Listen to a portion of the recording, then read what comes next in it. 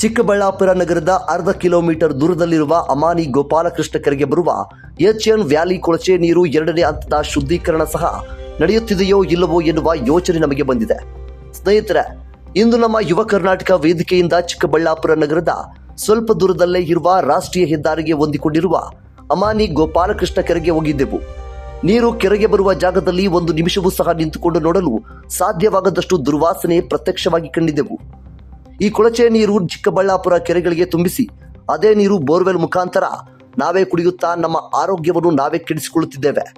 ದಯಮಾಡಿ ಸಂದೀಪ್ ರೆಡ್ಡಿ ಅಣ್ಣರವರು 3ನೇ ಹಂತದ ಶುದ್ಧೀಕರಣಗೊಳಿಸಬೇಕೆಂದು ಸಮಸ್ತ ಚಿಕ್ಕಬಳ್ಳಾಪುರ ಜನರ ಪರವಾಗಿ ಹೋರಾಟ ನಡೆಸಲು ಮುಂದಾಗಿದ್ದಾರೆ.